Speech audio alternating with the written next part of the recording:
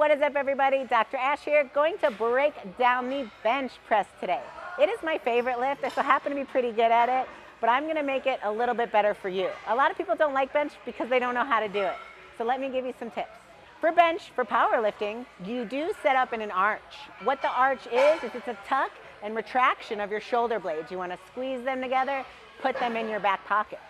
And then pushing yourself in an arch or extended spine is going to reduce the range of motion. It's going to offload some of that pressure from your shoulders and your bicep tendon, and it's going to make you a more powerful lifter because you're recruiting more muscles in the press than just laying flat. When you're setting up for bench, you want to standardize your placement, starting with your feet. You can start with your shoulders. Most people start with their feet, placing them either out and to the side or tucked and retracted. When your feet are flat and out, you are going to have more leg drive, more force through your legs to push. When you're on your toes, you're going to have less leg drive, but you're going to be less likely to lift your butt off of the bench. Bench press is the only biplanar movement of all three lifts. And what I mean by that is that you're laying in a horizontal plane and your force is being pushed in a vertical plane. So what we need to do is get you as tight as possible in this horizontal plane so that you have the most force to push vertically.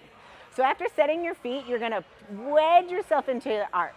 You can do that by utilizing the bench pad, the uprights, or you can use the bar. After you get set up, tucked and retracted, we need to standardize where your hand placement is.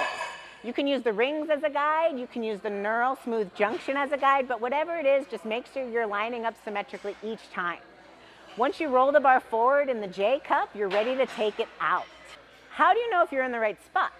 Well, that's important. When you lay down on the bench, before you press yourself into your arch, the bar should be in between your sternum and your chin. Once you get in that arch by using the pad, the uprights, or the bar should be in between your eyes and your nose. That's going to put you in the best position in relation to the J-hooks, as well as when you take it out, you're not going to be vulnerable to hitting them. So the bar is between your eyes and your nose. You're going to take it up and out into your resting position. Your resting position is where your arm is totally in line with your shoulder. From there, you're going to apply back tightness. Your shoulder blades are already tucked and retracted. You are going to pull that bar apart as hard as you can, engaging your lats and your back.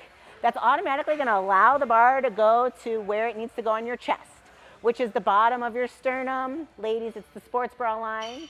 As opposed to a typical bench where you're 90-90, where you hit the nipple line, we're going to be hitting lower because we're tucked and retracted and arched.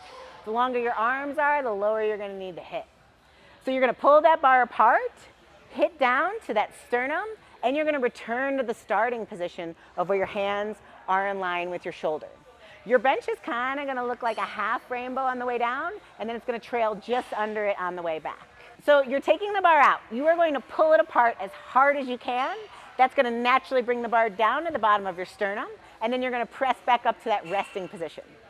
A lot of people don't use their legs in bench, but the legs are one of the most important drivers of keeping that horizontal stability.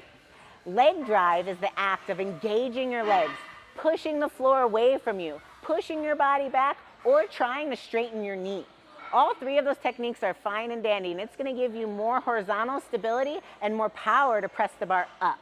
Just make sure your butt doesn't lift off of that bench. I like to use the steps in order when you're new to employing them. You lay down on the bench, you get chest to sternum, push into your arch, eyes to nose, take the bar out, and then you're going to get your legs tight, your lats tight, you're going to take a breath, and you're going to go down and then back up to that starting position. Use these techniques, and I promise you're going to add more pounds to your bench.